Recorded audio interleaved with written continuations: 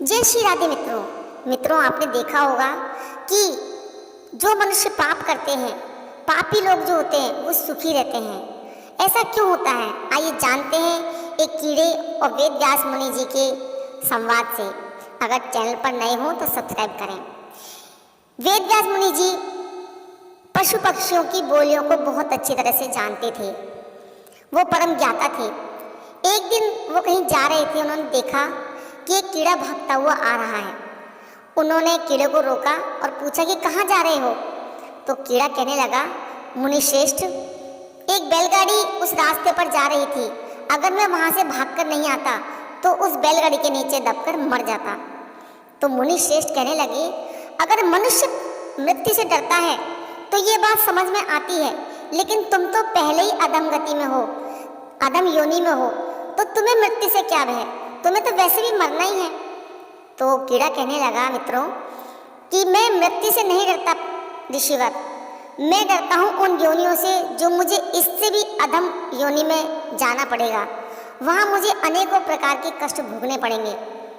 तब मुनि श्रेष्ठ कहने लगे, अगर ऐसी ही बात है तो तुम जिस योनि में भी जाओगे उस योनि में मैं पिछले जन्म की याद दिलाकर तुम्हें मुक्त करा दूंगा, और फिर तुम्हें हर योनि में, मनुष्यों में चांडाल, शूद्र, वैश्य, क्षत्रिय, और इसके बाद तुम्हें जब ब्राह्मण योनि का शरीर दिलवाऊंगा तब तुम्हें मैं अपना शिष्य बना लूँगा। ये सुनकर जो कीड़ा था बहुत ही प्रसन्न हुआ, गुरु के चरणों में प्रणाम किया और जाकर फिर से उसी रास्ते पर गया जहाँ बैलगाड़ी आ रही थी और उसके नीचे दबकर मर गया। इसके बाद वो कई योनियों में जन्म लिया उसने, जैसे कि कौवा, बिल्ली, कुत्ता, गिद्दड़, हिरन। तो जिस योनि में वो जन्म लेता, वेद व्यास जी उसी के पास जाते और उसे पिछले जन्म की याद दिलाकर उस योनि से मुक्ति दिलाते। इस तरह से सभी अधम योनि से मुक्ति लेकर वो फिर चांडाल, शूद्र, वैश्य और क्षत्रिय कुल में जन्म लेने के बाद ब्राह्मण वंश में उसने जन्म लिया। जब वो 5 वर्ष का हो गया तो वेद व्यास जी ने उसे एक मंत्र दिया, ऐसा मंत्र दिया कि जिससे कि बिना पढ़े ही उस बालक को वेदों का, शास्त्रों का, सभी चीज़ों का ज्ञान हो गया, परम ज्ञानी हो गया वो।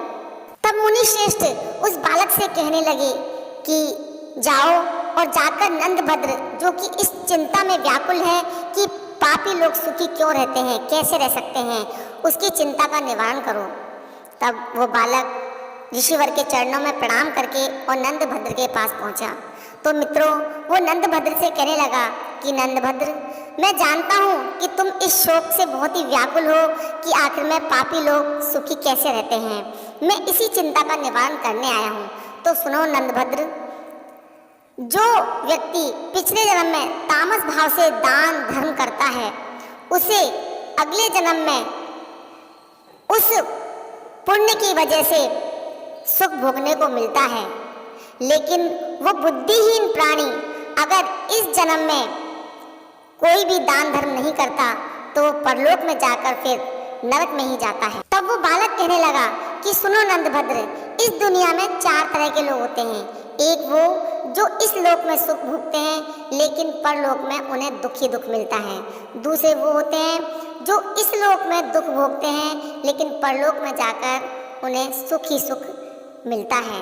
तीसरे वो होते हैं जिन्हें इस लोक में भी सुख मिलता है और परलोक में भी सुख मिलता है। चौथी प्रकार के लोग वो होते हैं जो ना इस लोक में सुख भोगते हैं और ना ही परलोक में उन्हें सुख मिलता है। ऐसा क्यों होता है? तो सुनो नंदभद्र, इसका भेद।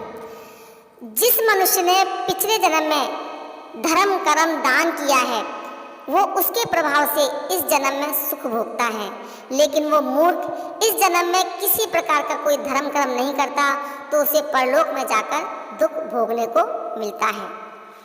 और अगर किसी मनुष्य ने पिछले जन्म में धर्म कर्म नहीं किए तो वो इस जन्म में दुख भोगता है।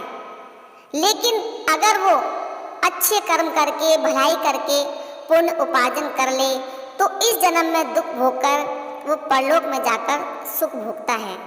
और जो मनुष्य पिछले जन्म में पुण्य करता है तो उन पुण्य के प्रभाव से अगले जन्म में पुण्य के प्रभाव से वो सुख ही सुख मिलता है, और वो बुद्धिमान मनुष्य इस जन्म में भी अगर पुण्यों का उपार्जन कर लेता है तो परलोक में जाकर भी सुख भोग लेता है, उसे वहाँ आनंद ही आनंद मिलता है। तो हे नंदभद्र, इसी तरह से चौथी प्रकार के लोग वो होते हैं जो कि ना तो पिछले जन्म में कोई धर्म कर्म करते, तो इस जन्म में उन्हें दुख ही दुख मिलता है, और वो मूर्ख बुद्धिहीन मनुष्य इस जन्म में भी कोई धर्म कर्म पुण्य नहीं करते, तो इस वजह से उन्हें परलोक में जाकर सिर्फ पीड़ा दुख यही सब कुछ मिलता है।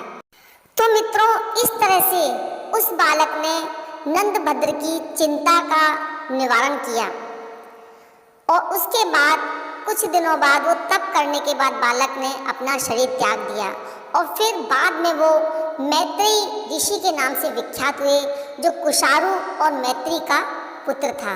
तो मित्रों, आपको ये जानकारी कैसी लगी? आपको ये बात समझ में आ गई या नहीं कि पापी लोगों को जब हम देखते हैं कि सुखी क्यों रहते हैं, तो इसी वजह से वो सुखी रहते हैं। इसीलिए पिछले जन्म में अगर हमने कोई पुण्य नहीं किया और पाप दुख मिल रहा है हमें, तो हमें भी अपने नए पुण्य का उपार्जन करके अपने जीवन को सुखी बनाना चाहिए। तो मित्रों, वीडियो पसंद आई हो तो लाइक करें, शेयर करें। जय श्री राधे।